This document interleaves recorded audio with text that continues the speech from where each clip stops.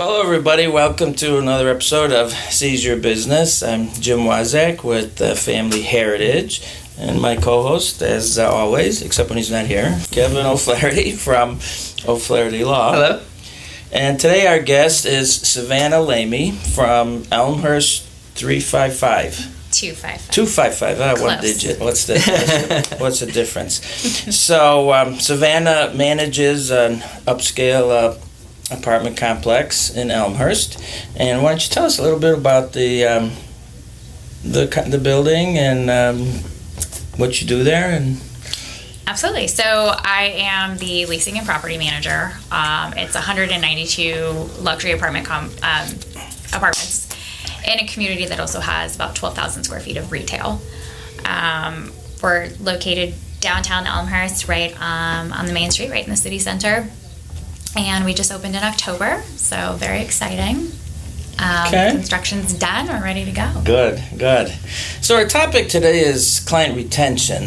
You know, we talk a lot about marketing, and we may be sometimes the best way to have a client is to not lose the ones you have. Then you don't have to replace them. So obviously that's something that applies in a place like an apartment complex. What would you say are some of the things you do to make sure your tenants are happy and that they stay? Obviously, just providing superior customer service all across the board. That means every single staff member, even if, not just me, obviously, being the manager, but, that comes down to the janitorial staff, the maintenance staff. Everybody just being courteous and friendly is very important. How many staff members do you have? So I have 2 maintenance techs, I have an outsourced janitorial crew, and then I have 2 leasing specialists and 1 office assistant. So roughly 7 of us, not including the outsourced staff. So how do you, because everybody wants to provide excellent customer service, and this is where the rubber hits the road here, because everyone says they provide excellent customer service. How do you differentiate yourself and then institutionalize that differentiation so that the janitorial staff is doing the exact same things that you are? So I think in an apartment building, it's fairly easy. Making sure that the staff knows people's names. When you're walking down the hall, you can say, "Hi, Joe Schmo," and they just recognize that and they feel special, like we remembered them. So just training all of your staff to kind of remember people and associate faces and get names, or try to come up with nicknames in your mind for them, or something to remember who they are, or remember something special about them. "Hey Joe, how was your son's graduation over the weekend?" or whatever. I think just makes them feel special. What's your training process like? Because you're asking people who may or may not be considerate in their personal lives and may or may not be good at remembering names to kind of, change how they operate. Part of our move-in process is basically they have to go through a 45-minute orientation the day that they come in to pick up their keys, the residents, I mean. So we kind of walk them around. We show them the entire building, give them a breakdown on the rules and policies, like we call it a resident handbook, essentially. And then if they want to do, let's say, like hang up like a large painting or something like that, they have to actually schedule a time with maintenance to come in, and that's when maintenance meets them. They introduce themselves, they explain, how to hang up their items and all that good stuff. And then we also have weekly and monthly training sessions where we talk about what's going on in the building. Oh, so-and-so wants grab bars installed, or hey, we have retail window cleaning this weekend, whatever the case may be. So we're always constantly talking about the residents. So you have a standing weekly meeting and you kind of get together. Exactly. So we kind of go over work orders and things of that nature. So that way we're constantly talking about the units and the residents and following up on whatever is happening. Also with work orders, whenever, maintenance goes in and they take care of an issue, we have a follow-up process with that. So I have maintenance go in and actually do the work. They turn in the paperwork to the office, and somebody in the office will actually follow up with the tenant and say, "Hey, were you satisfied with their work? Is everything okay?" Yeah. And it's not just an email. I know a lot of companies will send like a satisfaction email, like, "Hey, how'd it go? Are you satisfied?" Well, I think it's that more personal one-on-one communication is key. Because, we actually do care about, hey, was it done properly? Sure. And it's also another way for them to talk to them and remember them once again, something else. you know, the more communication, the better. So let me ask you this question, because I think that's great hearing that from a younger person such as yourself, because a lot of the millennials haven't grown up with the same sort of common courtesy like us old people have. Is this where you tell us to get off your lawn, Jim? Yeah, exactly. Get off it. But how do you enculture that in younger people to have that sort of same concern? It is hard. It is really hard. I think, you know, a lot of times too, with the stuff that I have, my maintenance guys are a little bit older, but my leasing staff, they're younger. You know, these girls are in their 20s and they think an email will suffice. And I'm like, no, I want you to pick up the phone. Yeah. So, you know, even if we just get a general prospect, let's say somebody from apartments.com or whatever reaches out and we get an inquiry, it comes into our queue, and I say, if there's a phone number and an email, the first thing you're going to do is pick up the phone and call them. You're not going to send them an email. You're going to call them first. Then if they don't answer, feel free to shoot them an email. Okay. You know, and then we have follow-up processes. So even with general prospects, they have to make 3 attempts to reach out to these people. And one of those attempts has to be a phone call. Okay. How do you track all of that? So we actually have like a huge, it's like a CRM system that actually checks all of that for us. And it actually, once you put in a lead, the follow-ups actually automatically generate. Okay. And I print a report on a weekly basis. So any missed follow-ups or anything like that, they have to go back and do it. Now this question is probably just my idle curiosity, but it seems to me like most people are generally pretty reasonable, but every once in a while somebody will come up with some off-the-wall request. I mean, do you get tenants asking for crazy things, or is that... Oh, I get the best requests. Oh, good. I really do. I get the weirdest stuff. I have a plant in my office right now that I'm watering for someone, which I just think is ridiculous. They're out of town for like 7 weeks in India or something, and they're like, my plant's gonna die. Come and take care of my plant. I had somebody that said, hey, I need to go to the grocery store. Can you watch my child for an hour? I'm like, no, this is not a daycare. Yeah, that's probably rougher. Yeah. You know, everybody always wants something off of their rent for something.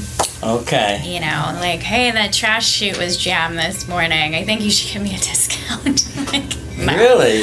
You can walk your trash downstairs. Yeah. Even though this is kind of an upscale place where people you would think have... That's every day. I mean, I think that's the problem too with it being upscale. They expect more. So they will complain about literally everything. Everything and anything. Everything. Okay. What's your process for dealing with complaints? Because, you know, we try to be really good at client service too, but every once in a while we'll have someone that's upset.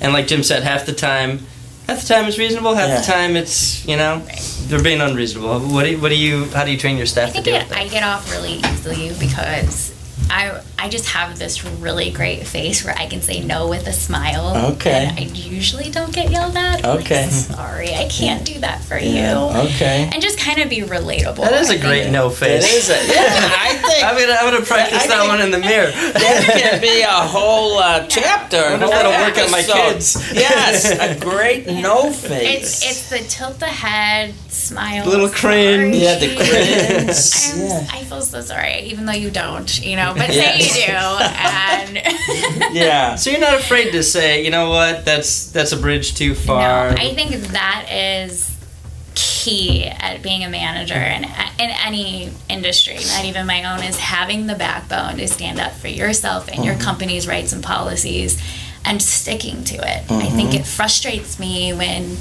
you know, even if people go over my head and they go to corporate and they complain, and drives me insane when corporate's like, okay, we'll do this for them. I'm like, no, we're not. Yeah. No, we're not. Yeah. I'm not doing that for everybody else, so I'm not doing it for them. Yeah. You know, we have a lot of laws and stuff in terms of fair housing and discrimination that we have to be careful with. We have to be very consistent. So I'm a very black and white person. You give me a policy, you give me a procedure, you give me a law. It is what it is. And I have no problem explaining that to people when they ask, well, why do you do this? Why this doesn't make any sense? I'm like, well, actually, it makes perfect sense to me. Let me explain it to you. And sometimes it's really just educating people. Yeah. You know, yeah, they get all frustrated because they don't understand why we do something one way. And it's like, well, Let me tell you why. Yeah. And sometimes they'll, back off That'll a little help. bit. Yeah. A lot of times I think people just want to be listened to. Now, I'm going to ask you this question. In my short time that I've known you, I mean, you're very professional, you're very capable, you're running this big apartment building, yet you're still pretty young. What would you say has helped you to get to, a pretty responsible position at a fairly early age? I think it's really my stubbornness. Your stubbornness. Once Okay. I get an idea in my head or something, like I know that I want to achieve something, it's just that determination. Like I'm going to make it happen. Okay. I'm the type of person where, if give me a paddle and I'll make it up the river type of person. Okay. And if you don't give me a paddle, I'll build one. I'll break off a branch and throw my shorts, make a sail, and we're good to go. Good for you. Good for you.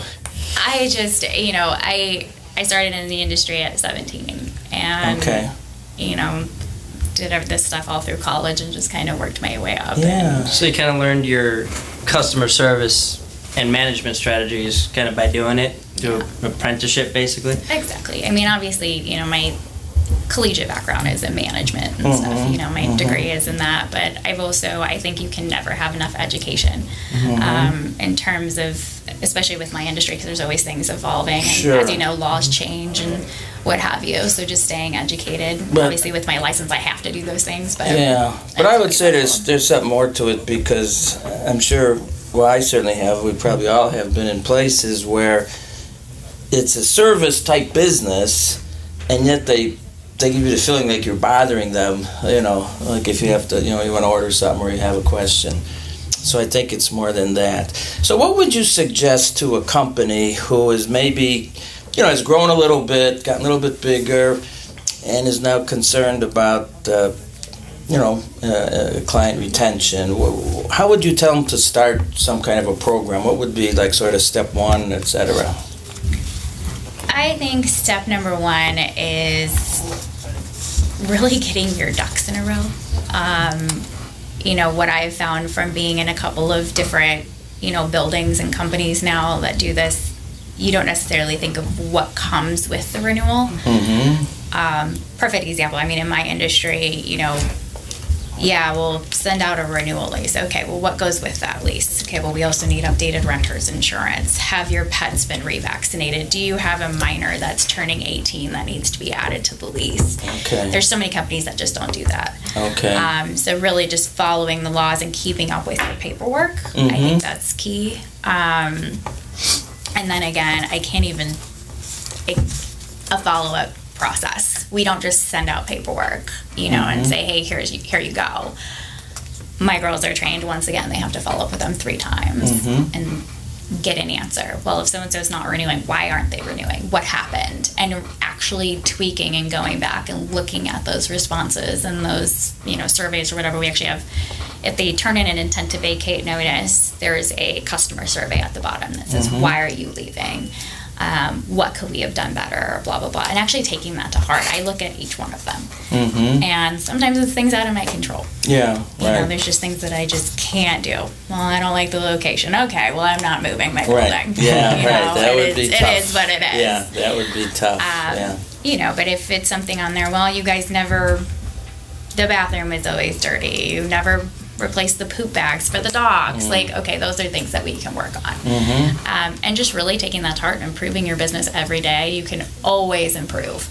There's always things that you can work on. Of course. Savannah, thanks so much for sharing your wisdom. Yes, thank you very much. If people want to lease from you or learn more about what you do, how can they reach you? You can reach me on LinkedIn, Savannah Lamey, or you can go to elmhurst255.com and reach me there. All right. Jim, how can people reach you? Well, before I tell them that, I will tell them that I've been to Savannah's building a couple of times, and it's absolutely first class, and you just heard that the service is terrific. So if you're looking for, a new residence, you want to be kind of in the nearer suburbs, close to the train and everything, I'd highly recommend, talk to Savannah. For me, you can reach me at 630-272-3895. Main offering is supplemental cancer insurance. Savannah is actually a client of mine.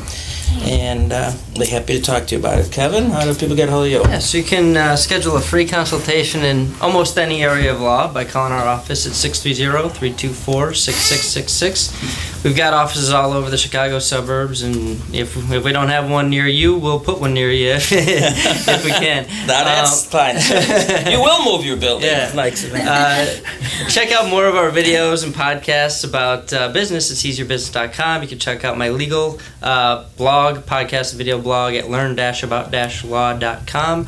And we've got a new makingrealestatefun.com podcast and video blog about real estate. So thank you so much for joining us, Do Savannah. you ever get a chance to actually practice any law? You got more TV shows and podcasts. Well, than, I read the E-Myth early on about delegation. So okay. to be honest with you, I really only do law a small percentage of the time for clients that need my specific expertise. But other than that, we've got five great attorneys, and they've all got different areas of expertise. So the answer is no. Okay, all right, fair enough. But that's that's from everything we've learned on these podcasts. Trying to put it into practice. Absolutely. So. All right. Super. So thank you for listening. See you next time.